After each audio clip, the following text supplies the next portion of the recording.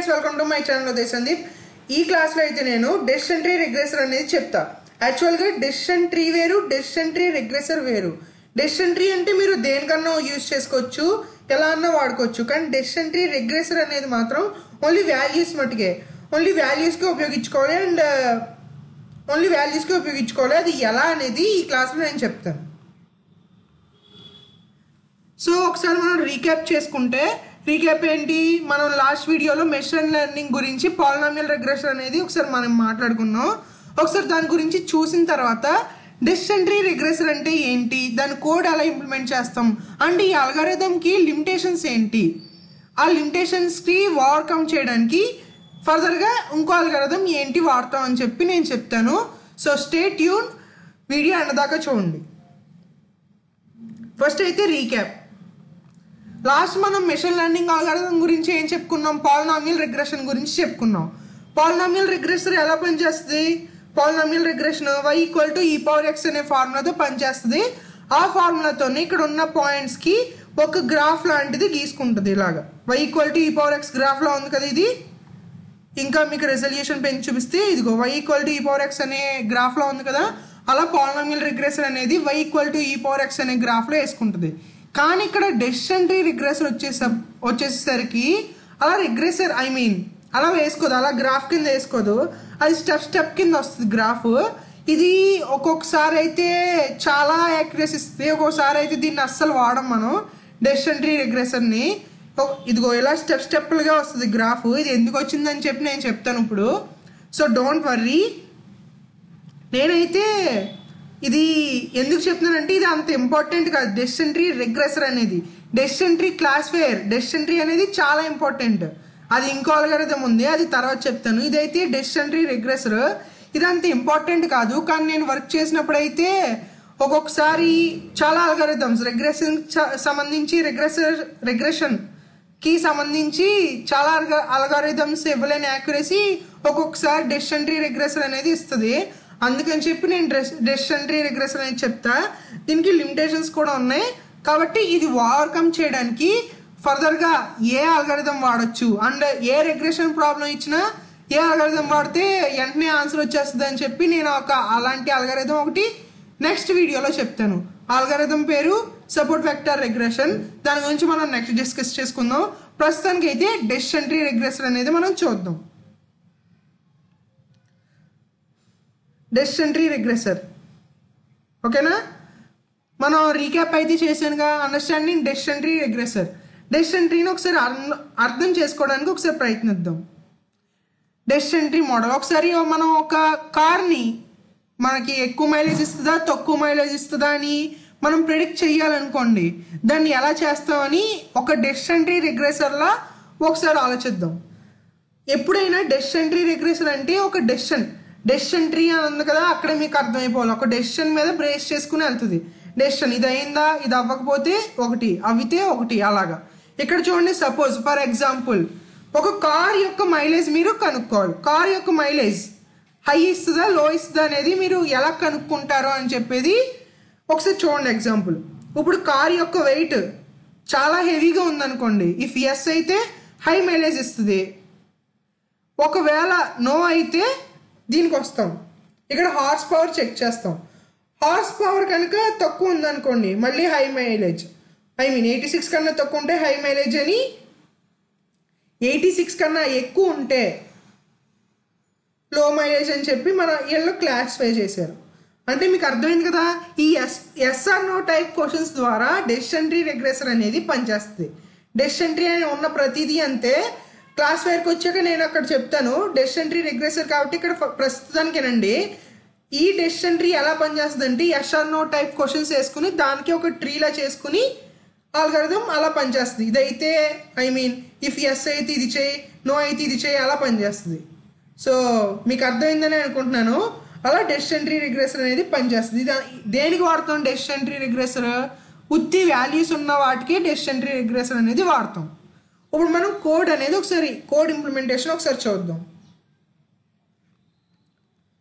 Polynomial regression అర్థమైంది కదా, y=e⁻x అనే ఒక ఫార్ములా బేస్ చేసుకుని ఇంకా అలా వెళ్ళిపోద్ది.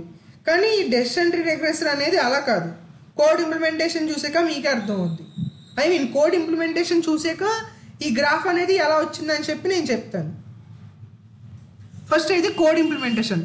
From sklearn.tree import decision tree regressor. అంటే sklearn మీకు తెలుసు కదా, sklearn అనేది ఒక డేటా సైన్స్కి ఒక ఇంపార్టెంట్ మాడ్యూల్ అండ్ అన్ని అల్గారిథమ్స్ ఆ మాడ్యూల్లోనే ఉంటాయి. అక్కడ నుంచి మనం డెసిషన్ ట్రీ రిగ్రెసర్ని ఇంపోర్ట్ చేసుకున్నాం. ఇంపోర్ట్ చేసుకున్న డెసిషన్ ట్రీ రిగ్రెసర్ని ఒక రిగ్రెసర్ అనే దానికి ఇచ్చాం. ఇక్కడ ర్యాండమ్ స్టేట్ ఈక్వల్ టు 0 అంటే ఏమీ లేదు, అది ఒక డిఫాల్ట్ వాల్యూ కూడా తీసుకోవచ్చు, కానీ ఇక్కడ మనం మామూలుగా పెట్టాం అంతే. దీని గురించి నేను ఫర్దర్ క్లాస్లో చెప్తాను, ఇప్పుడు చెప్తే బాగోదు, ఐ మీన్ కన్ఫ్యూజ్ అయిపోతారు. ఎందుకంటే ఈ క్లాస్లోనే నేను ఈ డెసిషన్ ట్రీ ఎందుకు స్టెప్లుగా వచ్చింది అనేది నేను చెప్తాను, అందుకని చెప్పి ఇది ఇంకా చెప్పట్లే. Next regressor dot fit X comma Y అంటే ఇక్కడ ఎక్స్ ట్రైన్ ఉంటుంది కదా, ఐ మీన్ మనం ఎక్స్ డేటా సెట్లో ఏం తీసుకున్నాం, ఆ ఎక్స్ అనేది వై డేటా సెట్లో ఏం తీసుకున్నాం అది ఇస్తాం, ఎక్స్ వై ఇస్తాం. అంటే ఎక్స్ అనేది ఏంటి ఇక్కడ ఇండిపెండెంట్ వేరియబుల్, వై అనేది ఏంటి ఇక్కడ డిపెండెంట్ వేరియబుల్. అంటే ఈ ఎక్స్ని బట్టి వైని ప్రెడిక్ట్ చేసేలా అర్థమైంది కదా. ఎక్స్ అనేది వేరే కాలమ్స్, ఐ మీన్ ఇక్కడ ఏంటి మనం తీసుకున్న డేటా సెట్ ఏంటి, పాలినామియల్ రిగ్రెషన్కి ఏ డేటా సెట్ అయితే తీసుకున్నామో ఇక్కడ డెసిషన్ ట్రీ రిగ్రెసర్ కూడా అదే డేటా సెట్ తీసుకున్నాం. అంటే పాలినామియల్ డేటా సెట్కి ఏం తీసుకున్నాం, పొజిషన్ లెవెల్, వాళ్ళ యొక్క శాలరీ, వాళ్ళ అంటే కొంతమంది ఎంప్లాయీస్ యొక్క పొజిషన్, వాళ్ళ శాలరీ ఎంత అనేది లాస్ట్ వీడియో మీరు చూస్తే మీకు క్లారిటీగా అర్థం అవుద్ది. సో అదే తీసుకున్నాం ఎక్స్, ఇక్కడ వై, ఇక్కడ రెగ్రెసర్ డాట్ ఫిట్ అని చెప్పి ఎక్స్ వై ఫిట్ చేసాం. ఫిట్ చేసిన తర్వాత మోడల్ ఫిట్ అయిపోయింది. ఇక్కడ మనం ప్రెడిక్ట్ చేసాం, అది వేరే విషయం. కాబట్టి ఇక్కడ ఒకసారి గ్రాఫ్ మీకు అర్థమయ్యేలా ఒకసారి గ్రాఫ్ చూద్దాం. ఎందుకంటే ఈ డెసిషన్ ట్రీ రిగ్రెసర్ అనేది చెప్పాల్సిన అవసరం లేదు, కాకపోతే ఎందుకు చెప్తున్నానంటే ఇది అంతలా వాడడం కూడా, కాకపోతే మన ప్రాజెక్ట్స్లో ఒక్కోసారి డెసిషన్ ట్రీ రిగ్రెసర్ చాలా యాక్యురసీ ఇస్తుంది అన్నట్లకంటే, కానీ ఎక్కువ వాడడం ఎప్పుడో ఒకసారి వస్తుంది, అందుకని చెప్తున్నాను అంతే. నెక్స్ట్ క్లాస్లో అయితే మాత్రం నేను support vector support vector regression అనేది చెప్తా. ఆ సపోర్ట్ వెక్టర్ రెగ్రెషన్తో మీకు స్టాక్స్ వాల్యూస్ కూడా ప్రెడిక్ట్ చేసుకోవచ్చు అండ్ ఇంకా చాలా చేసుకోవచ్చు. ప్రతి రిగ్రెషన్ ప్రాబ్లమ్కి ఇంకా సపోర్ట్ వెక్టర్ రెగ్రెషన్ వాడచ్చు, అది నెక్స్ట్ క్లాస్లో చెప్తా. ఈ క్లాస్లో అయితే జస్ట్ ఒకసారి డెసిషన్ ట్రీ రెగ్రెసర్ తెలియాలని ఉద్దేశంతో చెప్తున్నాను. ఇక్కడైతే మీరు గ్రాఫ్ చూస్తే ఇక్కడ X dot grid equal to NP dot range అంటే మిన్ మ్యాక్స్ అంటే ఇది ఉంది కదా, అది చాలా లో లెవెల్లో, ఐ మీన్ స్మూత్ కర్వ్. ఇక్కడ చూడండి మనం స్మూత్ కర్వ్ ఎలా గీసాం, సేమ్ ఈ కోడే లాస్ట్ క్లాస్లో నేను ఎక్స్ప్లెయిన్ చేశాను కదా పాలినామియల్ రెగ్రెషన్ కోడ్, అదే కోడ్ కాపీ చేసి ఇక్కడ పేస్ట్ చేసాం అంతే, అంతకు మించి ఏం లేదు. ఇది స్మూత్ కర్వ్ రావడానికి అండ్ డిఫరెన్స్ ఎంత 0.01 ఉండడానికి, అంటే 1 తీస్తే 1.01 ఆ టైంలో ఎలా ఉంది అనేది స్మూత్ కర్వ్ రావడానికి ఒకసారి వేసాం అంతే. ఇక్కడ స్కాటర్ ప్లాట్ వేసాం ఎక్స్కి వైకి, తర్వాత ప్లాట్ అని చెప్పి ఎక్స్ గ్రిడ్ రెగ్రెసర్ ప్రిడిక్ట్ అని చెప్పి అంటే మళ్ళీ ఎక్స్ వైకి, అంటే ఇక్కడ పాయింట్స్కి వేసాం. మళ్ళీ ఈ బ్లూ లైన్ దేనికి వేసాం, అది మోడల్ ప్రిడిక్ట్ చేసింది బ్లూ లైన్ అన్నమాట. సో అదొకటి గుర్తుంచుకోండి, మీకు అర్థమైపోయినా పర్లేదు ఒకసారి చూడండి. ఇక్కడ పాలినామియల్ రిగ్రెషన్ విన్నారు కదా, ఇక్కడ ఏం చేసాం, మామూలు ప్లాట్ ఒకటి వేసాం. ఈ బ్లూ లైన్ ఏంటి, అక్కడ మెషిన్ ఎలా అర్థం చేసుకుంది, మెషిన్ ఏం ప్రెడిక్ట్ చేసిన వాల్యూస్ అని చెప్పి ఈ బ్లూ లైన్. ఇక్కడ కూడా అంతే, ఇక్కడ ఈ రెడ్ పాయింట్స్ ఏంటి యాక్చువల్గా ఉన్న డేటా, ఇక్కడ ఈ బ్లూ లైన్ ఏంటి మెషిన్ ఎలా ప్రెడిక్ట్ చేసింది ఆ పాయింట్స్తో, ఐ మీన్ మోడల్ మనం తయారు చేసిన మోడల్ ఇక్కడ వచ్చిన వాల్యూస్కి ఇక్కడ వాల్యూస్ ఎలా ప్రెడిక్ట్ చేసిందని చెప్పి మనం ఇక్కడ నేర్చుకున్నాం అంతే. ఇక్కడ PLT dot title, PLT dot X label, Y label మామూలుగానే ఇస్తాం కామన్గా. ఇక్కడైతే మాత్రం ఈ స్టెప్లుగా ఎందుకు వచ్చినాయి అని చెప్పి నేను చెప్తా. మీకు వీడియో స్టార్టింగ్లోనే చెప్పాను, ఎప్పుడైనా కానీ డెసిషన్ ట్రీ రిగ్రెషన్ అనేది కండిషన్ బేస్ అయ్యి వెళ్తుంది కదా, కాబట్టి ఇక్కడ అది కండిషన్స్ ఎలా బేస్ అయింది, ఇక్కడ 1.5 to 2.5 వాల్యూ వస్తే దానికి వైలో ఎంత వాల్యూ అసైన్ చేయాలి, ఒకవేళ 7.5 to 8.5 వాల్యూ వస్తే దానికి ఎంత వాల్యూవే అసైన్ చేయాలి వైలో. అలా మోడల్ అనేది ట్రైన్ అయిపోయింది, అందుకే ఇది స్టెప్లుగా వచ్చింది. సో మీకు అర్థమైందనే అనుకుంటున్నాను డెసిషన్ ట్రీ రిగ్రెసర్, అందుకని చెప్తున్నాను. నెక్స్ట్ ఏంటంటే లిమిటేషన్స్ ఆఫ్ దిస్ అల్గారిథం. ఈ అల్గారిథం లిమిటేషన్స్ ఏంటి మరి అనేది మనం ఒకసారి చూసినట్టయితే, ఎప్పుడైనా కానీ ఇలాంటివి y = e⁴x అనే గ్రాఫ్ ఒక స్మూత్ కర్వ్ వెళ్ళిపోతే చాలా ఈజీగా ఉంటుంది ప్రెడిక్ట్ చేయడానికి.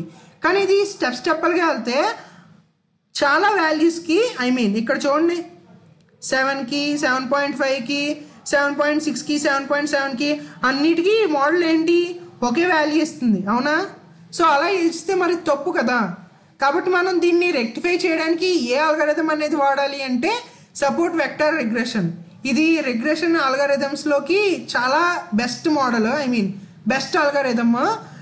సో మీకు ఈ రిగ్రెషన్ ప్రాబ్లమ్స్ చేయాలనిపించినప్పుడు ఇది సపోర్ట్ వెక్టర్ రిగ్రెషన్ వాడితే అన్నీ అయిపోతాయి. కాకపోతే అది నేను నెక్స్ట్ క్లాస్లో చెప్తాను సపోర్ట్ వెక్టర్ రిగ్రెషన్. ప్రస్తుతానికి అయితే డెసిషన్ ట్రీ రిగ్రెషన్ చెప్తున్నాను. ఇది అంత ఇంపార్టెంట్ ఏం కాదు డెసిషన్ ట్రీ రిగ్రెషన్, మళ్ళీ చెప్తున్నాను. అందుకే ఎప్పుడైనా అన్ని అల్గారిథమ్స్ వాడినప్పుడు కనుక మనకి రాకపోతే యాక్యురసీ సరిగ్గా, అప్పుడు ఇది ఒకసారి ట్రయల్ అండ్ ఎర్రర్ మెథడ్గా ట్రై చేస్తాం అంతే ఈ డెసిషన్ ట్రీ రిగ్రెషన్ అనేది. So keep learning, stay tune to my channel. And video నచ్చినట్టయితే please like, share and subscribe to my channel. If you like, subscribe button కింద ఉంటుంది. నెక్స్ట్ క్లాస్లో అయితే సపోర్ట్ వెక్టర్ రిగ్రెషన్ చెప్తాను, అది డోంట్ మిస్. Thank you.